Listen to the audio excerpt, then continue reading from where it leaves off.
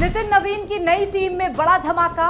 स्मृति ईरानी और अनुराग ठाकुर की वापसी से बदलेगा बीजेपी का पूरा राष्ट्रीय ढांचा। यूपी का रहेगा नई टीम में भारी दबदबा। 7 नए चेहरों की एंट्री और 3 बड़े दिग्गजों की छुट्टी तय। जानिए पूरा सियासी समीकरण। 27 के यूपी विधानसभा चुनाव और 2029 के लोकसभा चुनाव की चक्रव्यूह रचना। राघव चड्ढा समेत विपक्षी खेमे से आए नेताओं को मिल सकती है बड़ी जिम्मेदारी। दोस्तों, आखिरकार बीजेपी ने अपनी नई राष्ट्रीय टीम का ऐलान करने का फैसला कर लिया है। पीएम मोदी और गृह मंत्री अमित शाह के मास्टर स्ट्रोक से हड़कंप मच गया है। संगठन में लंबे अरसे से जिस भारी फेरबदल का इंतजार किया जा रहा था, उसका पल अब बेहद करीब आ चुका है। महज 45 साल की उम्र में दुनिया की सबसे बड़ी राजनीतिक पार्टी की कमान संभालने वाले नितिन नवीन अपनी उस टीम न्यू का खाका दुनिया के सामने रख सकते हैं, जो न सिर्फ 27 के विधानसभा चुनावों का चक्रव्यूह रचेगी, बल्कि 29 और 34 को लेकर लोकसभा चुनावों की दूरगामी रणनीति की बुनियाद भी रखेगी। बिग ब्रेकिंग सामने आई है कि नई टीम में जहां तजुर्बेकार और तेज तर्रार दिग्गजों की घर वापसी हो रही है, वहीं युवा और महिला नेताओं की एक बड़ी फौज को राष्ट्रीय पटल पर सामने लाया जा रहा है।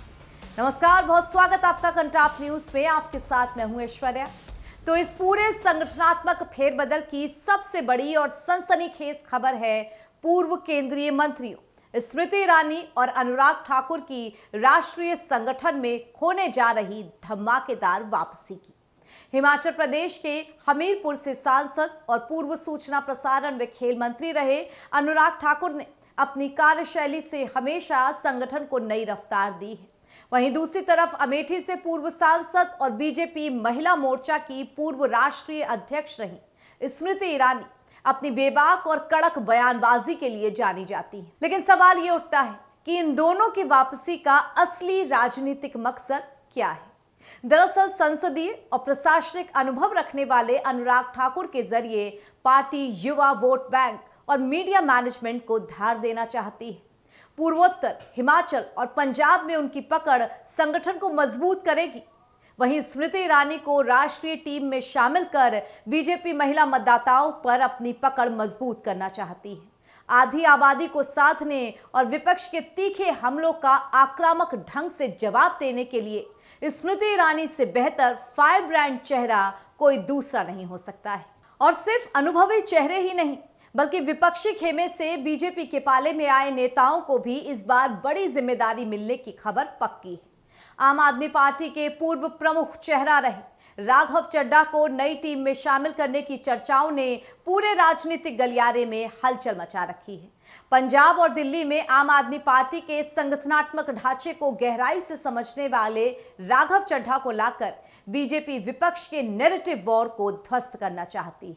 राघव के साथ पार्टी एक बड़ा सियासी संदेश देना चाहती है कि योग्य और रणनीतिक सोच रखने वाले नेताओं के लिए बीजेपी के दरवाजे हमेशा खुले हैं। इसके साथ ही हरीश द्विवेदी, दुष्यंत गौतम और राधा मोहन दास अग्रवाल जैसे नेताओं के पदों और जिम्मेदारियों में भी बड़ा बदलाव देखा जा सकता है। विनोद तावड़े और सुनील बंसल जैसे मंझे हुए संगठनकर्ताओं के राष्ट्रीय महासचिव पद पर बने रहने की पूरी संभावना है, जबकि राष्ट्रीय स्वयंसेवक संघ की पृष्ठभूमि से भी 2 नए चेहरों को राष्ट्रीय महासचिव बनाकर केंद्रीय टीम में शामिल किया जा सकता है। राजनीतिक और रणनीतिक लिहाज से अगर बात की जाए तो इस नई राष्ट्रीय टीम में देश के सबसे बड़े सूबे उत्तर प्रदेश का जबरदस्त दबदबा देखने को मिलेगा। 2027 के यूपी विधानसभा चुनाव और दिल्ली के सियासी समीकरणों को साधने के लिए यूपी से करीब 7 नेताओं की राष्ट्रीय टीम में एंट्री या उनको शामिल करने या प्रमोट करने की तैयारी पूरी हो चुकी है।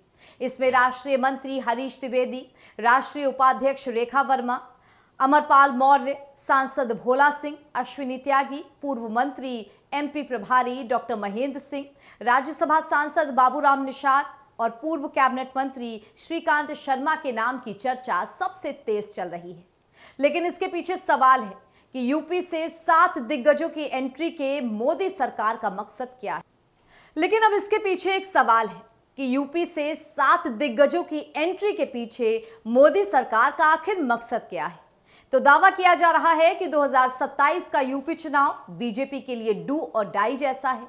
पूर्वांचल से लेकर पश्चिमांचल तक पार्टी पिछड़ों, दलितों और सवर्णों के सामाजिक समीकरण को पूरी तरीके से रीसेट करना चाहती है।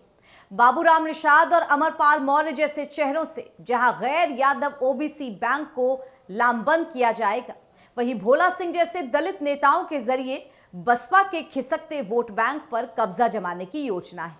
श्रीकांत शर्मा और महेंद्र सिंह जैसे ब्राह्मण और राजपूत चेहरों से सवर्णों में जो असंतोष है, उस गुंजाइश को खत्म करने की अपील की जाएगी।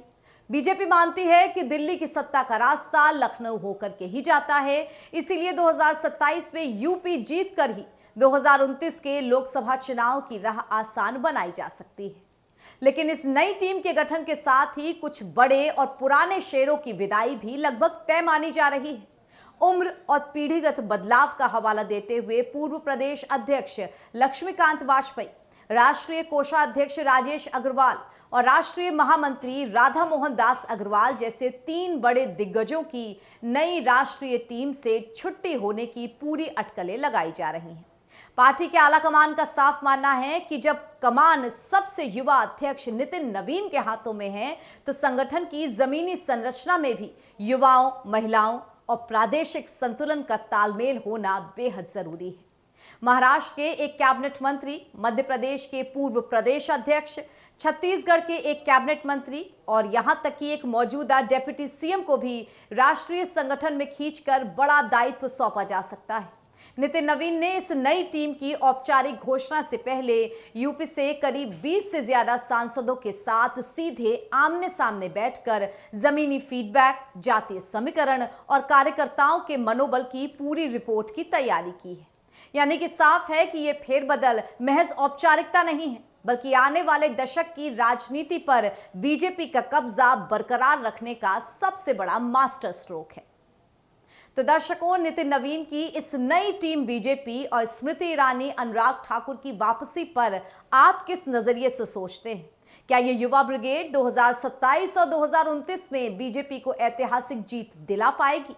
आप अपनी बेबाक राय नीचे कमेंट बॉक्स में लिख करके जरूर दर्ज कराइएगा। इस वीडियो को लाइक और शेयर जितना ज्यादा हो सके जरूर करें, ताकि यूपी की राजनीतिक हलचल सब तक पहुंचे। और तमाम खबरों के लिए जुड़े रहिए कंटाप न्यूज के साथ। नमस्कार।